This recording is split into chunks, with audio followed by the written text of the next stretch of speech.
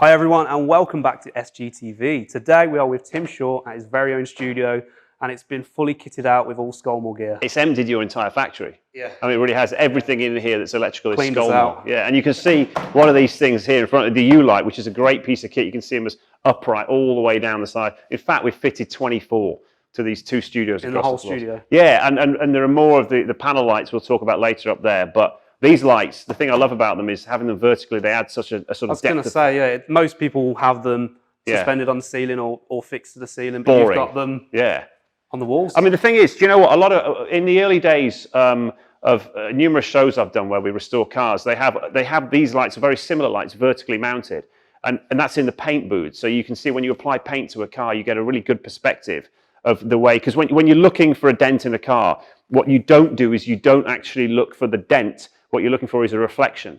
This is something that's taken me a while to learn, but when you're looking like this integrally here, so if you're thinking, well, there's damage down, say, the left wing there, what you do is you choose something you can see in a reflection. So imagine the car as a mirror, and then you walk your way up and down the car. So the reason they have these lights is because you can choose a light. So you've got a vertical light, you'll look at the reflection of the light, then you move your head down the car and you can go, there's the dent. And that is how you spot dents in cars. So for us, these vertical LED lights are absolutely crucial, and they not only look good, but they're really easy to install. So I'll tell you what, let's get one open and we'll go through the features. Okay, let's do it. Right, so this one is shorter than the ones we've got hanging up here. Oh, it's my old mate. I love these things. They're great. I can tell. Right, let me tell you what I know about these lights. Go on then. And then you tell me what I'm missing. Right. One of the things I like the most, right, they've got these safety clips on the side, which they're tamper-proof. Anti-tamper-proof. So you do your end, I'll do mine. They're rapid to undo, like seconds to do it. We had 24 lights to install in a day. So we've got 6 down either side or whatever it is, or 4 down either side, across the 2 floors. One of the things that I like the most about it is what you're about to see, believe it or not, is what looks like just 2 cable ties.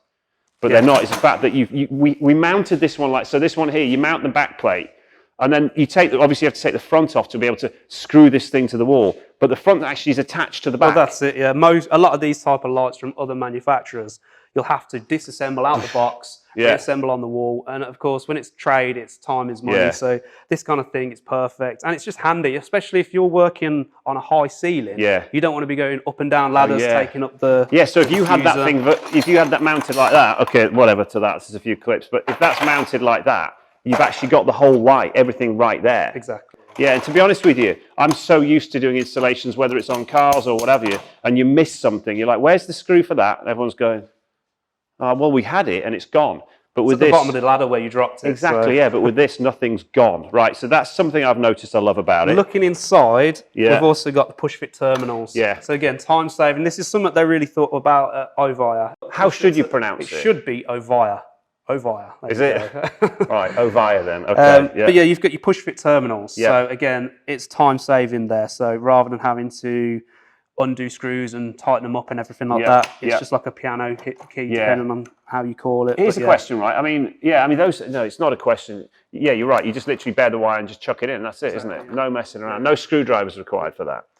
The other thing I noticed as well, which if you've got the conduit going in here, just bang a note, it got an end on either end, so you could have them in a big long line. Exactly, which didn't work for us because we didn't need them in a big long line. The building's not that tall. But if we were doing it another way, you just wang them in with the old... You can get 2 20mm conduit entries on either side. Okay, so one at the bottom and one on the back there. Plenty of room for the cable in there, So we just went straight up the middle ones and smacked those ones out. Yeah, exactly. That's always the way. I mean, the thing for me that I love about this light is it's LED. We've got some of them that have got the built-in battery, so if you lose power, you've got the fire. So for your emergency lighting. We've also got ones where you've got the microwave sensor and emergency, so there's quite a few microwave sensor? Exactly, What's to tell you when you pot noodles done or whatever? So microwave sensor is if you've got them, in a public place. So if I turn that microwave on there, will it know? Is it going to light up? Is that what you're on about? Why are we here with you, Tim? I don't know. I mean, the thing is, surely what you're on about is a passive infrared sensor, Exactly, isn't it? You go near it, ding, it lights up. You walk past somewhere and it'll turn it on, so time saving, energy saving.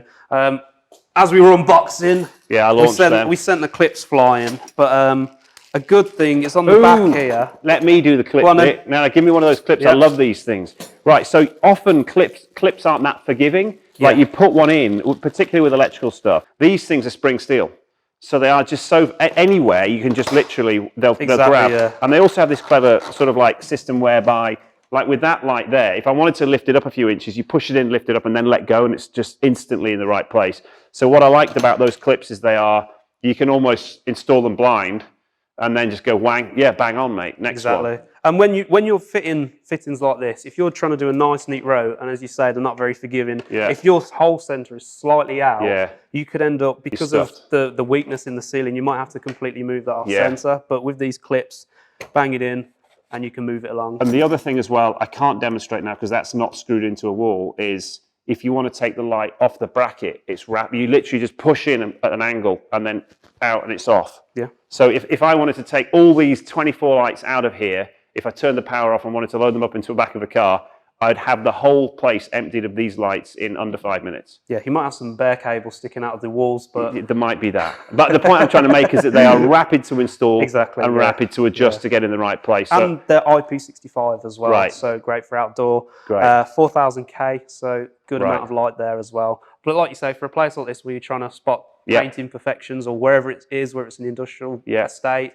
it's perfect. I didn't realise they were IP65, so if I'm desperate for a piddle, I can just go and have a piddle on one of them and it'll be fine. And the microwave sensor will see you come in. So. Right, I wasn't planning on doing that. So yeah, the microwave sensor is also mounted inside the diffuser, so you've not got to be taking things out and pulling it back in once you're up on the wall or on the ceiling or wherever it's installed. Great, so instead of the ding when your food's ready, the light turns on, right? Is that what happens? I'm leaving. No, the microwave sensor, you're talking about like when you go near it, it goes on. Is that what it is? Because back in my day, it was PIR, passive infrared. But instead, it's now a microwave. Well, you've got both. So this one's microwave, so that will see you come in. So right. Okay, great. Well, there we are then. It's an awesome piece of kit. To be fair, this was one of the pieces of kit that I thought, like, with little to no experience of installation, there's no reason you wouldn't look like an absolute pro. I mean, if I can look like a pro fitting these, which I did, that's a big deal. Yeah, that says it all, doesn't it? Really? It really does, absolutely, yes. So no, it's an awesome, and it's pronounced Ovia. Ovia. Right. So there you go. Great. Thank you for watching us here at SGTV. There's more product reviews coming from me and Tim at Tim Shaw's very own studio. So stay tuned, and we'll see you next time. There you go, f***ing nailed it.